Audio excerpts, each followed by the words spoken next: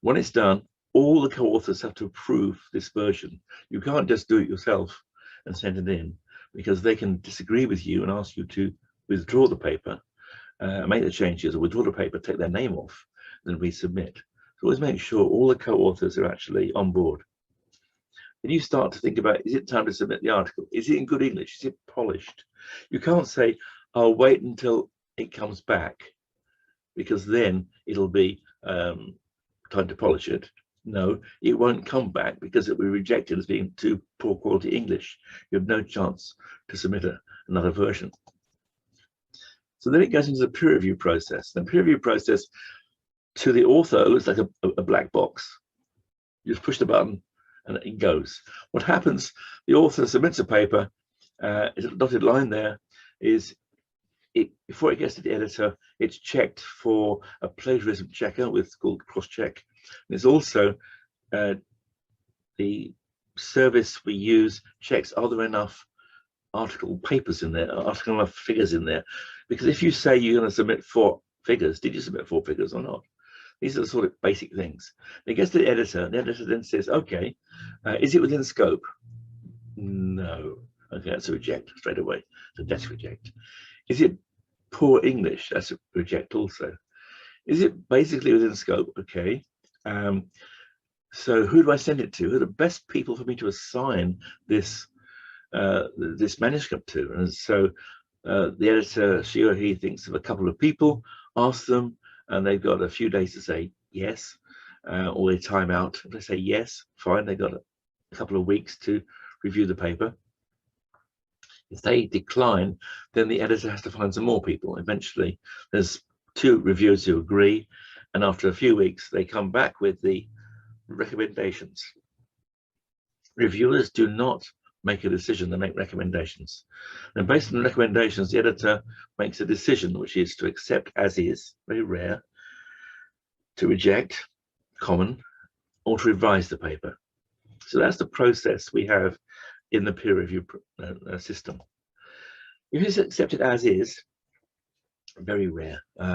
In my field of life sciences, it's 1 in 200 papers. And so if you have a paper written and it's accepted as is with no revision, amazing, which means the next paper you submit that gets rejected or major revision category is a bit of a letdown. If you're rejected, yeah, it happens. Even Nobel laureates get rejected. It happens to everyone. And try to understand why. Be very careful about what they've said. Read what it says. It might say your paper is rejected unless you do this, then resubmit. Or it might say your paper is rejected because of this, in which case you know very clearly. So you and your co-authors must read through this so-called rejection letter to make sure what it says. Sometimes we say, read it between the lines, reject and resubmit. No, it's called reject with hope letter. If you do submit to another journal, you got to remember it's like a new manuscript. You got journal B. You had the original journal A, B, C, D, E. Journal B, you then do a different cover letter, of course. You then, with the guide to authors of journal B, and if you need to do a different reference style, you export from your reference management tool a different layout for journal B, and then you send it to journal B. But of course, before you do that, all the reviewers' comments got to be taken on board because they've made your paper better. So therefore, that's a great thing to do. If it's the revision process, it either is a full revision, it's called a major revision, or it's a minor revision.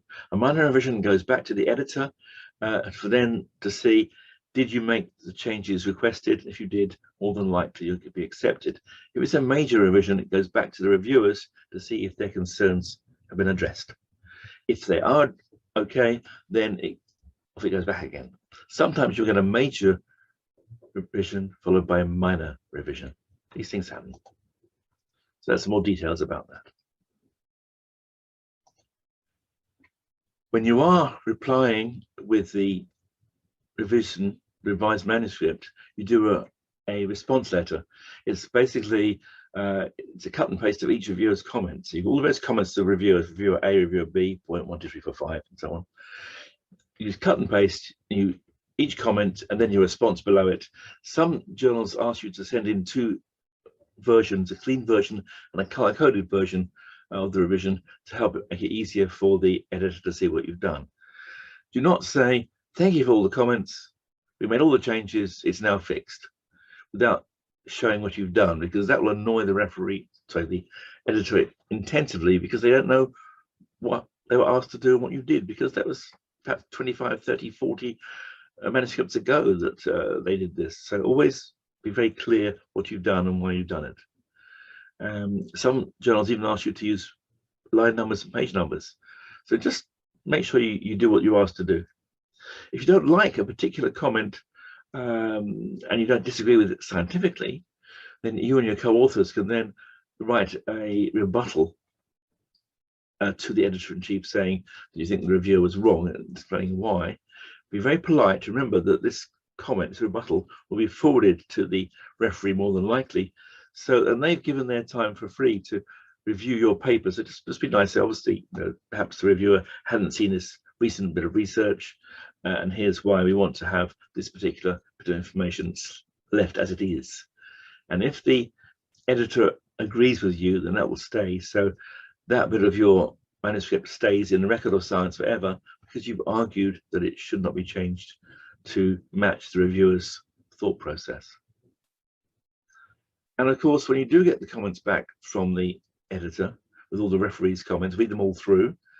And then when you read them all through and you and your co-authors decide who's going to edit what, who's going to add what, when you've added all those changes, then go through and polish up the manuscript again, making English better, because you've added more text. And if you haven't done polishing on the revised paper, so only the original has the good English, then it really looks messy and the chance of being accepted drops tremendously. So basically, it's not stupid, it's not difficult, just you've got to be consistent. Double check your work, tell a logical, clear story, and make sure that referees' comments are taken on board and making it better. They make your paper better. They don't go into a list of co-authors. They improve the number of downloads you get, the number of citations you get. So it's great that they care enough to do this for your paper. But make sure that by doing this, you're more likely to be one of the 30% group than the 70% group. And of course, you also got to think very briefly about publication ethics. There's lots of things around this, and I'm not going to go into this too deeply. But as authors, we've got lots of rights and privileges, but also we've got to be ethical. So there's things like falsification of results and images. That's a whole separate thing. In publication, you've got things like plagiarism, whereby you're copying yourself, which is self-plagiarism. You are copying someone else's work without citing them. You perhaps are not listing other people in your work, so that means you've got ghost authors. And it might be you've got conflicts of interest you haven't stated as well. So you've really got certain things going on you've got to be very aware of around ethics. There's whole workshops on publication ethics, and if you go to here, the Researcher Academy, then there's articles on how to become a good peer review person, how to become a better author, how to deal with conflict of interest statements properly, how to better do grant requests, grant proposals, whole articles about ethics and figure manipulation and understanding what can and cannot be done, and things about what you can share, what you can't share, and so on. So lots and lots of things are here, and it's a great resource that's there. But of course, there's only so many things you can talk about, as I've done in an hour. I could easily do this for 3 hours, but we don't have 3 hours, and then that's the reality. So your university library, you might not even know where it is. Go there, talk to them. They got all sorts of useful information for authors, impact factor, time to first decision, all useful things like that. And of course, check if there's any writing courses. You had earlier, there was a great presentation by a colleague presenter on how to write articles. And this again is really good, useful information for you to use. If you're going to be publishing open access, really see what's going on. That the policies are changing so fast that the only real people who know what's going on is your librarian. They're the best place to go to know the current situation. And of course, if you do have journal editors or board members on campus who are linked to a particular journal, ask them for help occasionally. You don't go stalking them, but now and again you can go to them and say, oh, look, this is the title I'm thinking about using. Do you think it's okay, or should it be a bit differently? And that's accepting the fact that these people in their spare time are working with other journals, and so the fact they are linked to a journal means they do care about publication, and they might well help you become better. They're not going to polish your manuscript for you. You're not going to send them the paper and say, please polish this and send it back to me. That's not what it's about. There are professional text services that do that. No, this is to ask their advice as a seasoned, published author and editor or board member on publication process and suggestions. Now, there's questions coming up in a minute, and so therefore that's the point when I will be live to answer these. There's a couple of other resources here which you might find of interest. This is a long workshop, 2-hour one on YouTube here, and there's another one, a 1-hour one on how to be a good referee. And there's also in the Researcher Academy, there's a short little recording, about 7 or 8 minutes, on how to write a good cover letter to go with your manuscript. So that basically is this 1-hour presentation, well, short 1 hour to allow for questions.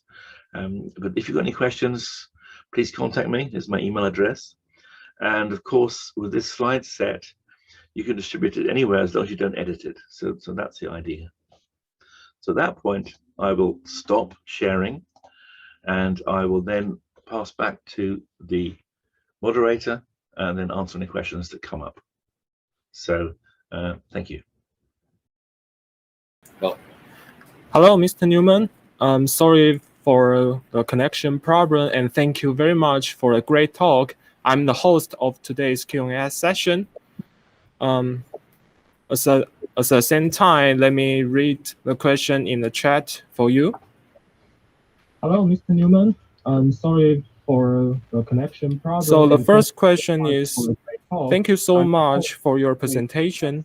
As you mentioned, it is important to submit an article in a hot topic, but when a research starts, there is a possibility that some years later that outcome is ready. It is not up to date. Do you have any suggestion? For your presentation, as you mentioned, it is important. Yeah. You can hear me okay? Yes. So good. So always the problem, it's a bit of a guess as to what's a hot topic, but some journals give you the best downloaded articles recently. That gives you an idea of what's hot. If you go to conferences, you can see what sort of topics are getting most audience, and that gives you a good clue. But certainly citations are not the clue for hot topics because they're a few years later, whereas downloads are a better clue. So there's lots of places you can find the download numbers of articles, and you can get also heat maps of which of the top fields of submitted articles. For example, in Scopus, you can do a heat map to see what's hot. That's probably helpful, I hope. Thank you very much. The next question is, I appreciate that you share the important issue in a clear way with us. For the authorship, if someone is in some part the first, for example, in the first item, but will be around like 50% involved in other items related to writing article, will that person be counted as an author? If they're involved with, say, the data collection, and they have comments about the research project, they certainly should be considered to be a co-author. And some journals also ask at the end of the article to put what's called a credit statement, C-R-E-D-I-T, as to who did what. And that's a very clear way to explain to the reader who was involved with which aspect of the research paper. Very much. Next question is, why the corresponding author should have the suggested criteria? I don't quite understand that question, sorry. Why should Let me try to repeat it again. Why the corresponding author should have the suggested criteria?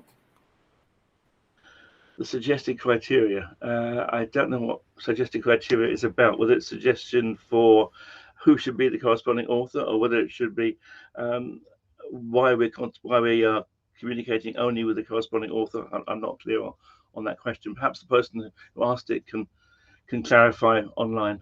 That'd be helpful. Yes, yeah, I'm not that sure either. So the audience, if you hear us, could you please try to clarify a little bit more?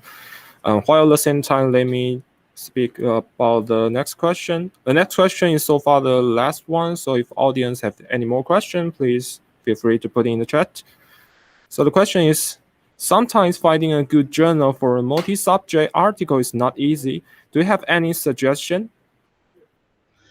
Yeah, it's difficult. Any of these very, very broad articles, they don't fit any particular journal, and that is the challenge. But interestingly enough, multidisciplinary articles get the most citations. That's the irony, because all the various topic areas that are interested in it cite the article. You need to perhaps see what's probably the closest journal, and then see in the table of contents, go looking at them in PubMed or something, or in Scopus, have they published anything in your area too? Like, are they also going into that area? You can also, if you have identified a journal you think is appropriate, you write a short email to the editor-in-chief saying, I think that my article is suitable for your journal. However, it is a bit more multidisciplinary and a bit wider than you normally publish. This is the outline. Are you interested? And editors normally are helpful. I would say yes or no. And sometimes I even say, not me, but try so-and-so, try another journal. But I agree this is a challenge, and there aren't many top-notch multidisciplinary journals out there. Let's face it, you've got Nature and Science, not much else. So that's the challenge. But yes, if you've got a multidisciplinary article, see who you're citing, look at those journals, see if they're publishing papers which do cover more than their own topic, and that might be a way forward for you. Thank you very much for a great answer. Okay, we have received some more question. The question is, thank you for the great talk. I am a bit curious about what journal editors are doing. If a manuscript is submitted on a web page, what would happen after submission? What happens if they send in an article to the journal? It goes from the editorial manager site, for example, in Elsevier and Scholar One with other publishing houses. It goes to the editor. The editor looks at this, and the first thing they look at is it within scope? If it's within scope of my journal, great. If not, then it gets a desk reject as out of scope. The next thing they look at is what's the quality of the language, the quality of the English. Is it understandable enough? And if it is, great. If it's not, there might be, they send it back to the author saying it's not quite good enough to understand properly. If it is so English, then they'll send it on to a couple of referees they think appropriate. Hopefully they'll find the right referees. If not, they can keep looking. Sometimes they've got to ask many people. And then these referees are being told by the editor, we know the English is poor, but please look at the science. And if the science is good enough, we'll ask the author to polish the English. And so the referees will look at the science, ignore the English, and then the editor goes back to the author and says, okay, well, here's the comments of the referees. So my comment is the English is too poor quality, so please get an English-speaking person to polish it, either a professional service or someone at university or something. Because the reality is English is the language of science worldwide, and so you've really got to have good communication of what you're saying. And if you get accepted, that article will be out forever, hundreds of years, long after you're gone. So make sure it's right, you know? Yes, thank you very much. That's very interesting. We have a next question. Do editors start their work after the author submits the manuscript, or are there some other checkpoints the author should pass before the manuscript goes to editor's hands?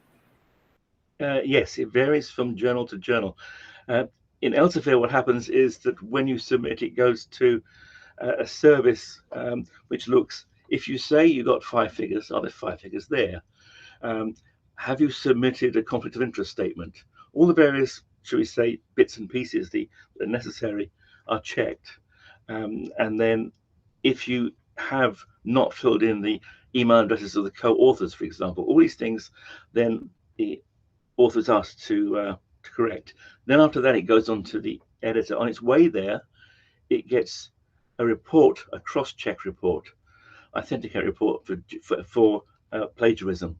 And so when it arrives at the editor about 20 minutes after it's left this other person, it's already got that report attached, which shows the overlap with other published papers out there, either of the author or other people. And so that's the service up to it getting to the editor. There's a new service coming in for figure checking, and that will be coming in with Elsevier by the end of this year. It's fig proof, and that I think will happen around the same time too. So we are trying to help the editors do all sorts of things to make their job a bit easier. The most difficult job for an editor is to find the right referees, because with the right referees, they can give good, useful suggestions which help the editor guide the author into getting a good paper. And sometimes the editor can't find good referees, so we do have also in our systems referee suggestions and so on. But of course, the authors can help by suggesting referees too. But I think if you ask all editors, they'll say the most tough thing is finding the best referees. So yeah, that should we say is the pinch point, the hold up in the peer review process. Thank you very much for the answer. This is the last question, so I think this is the end of this workshop.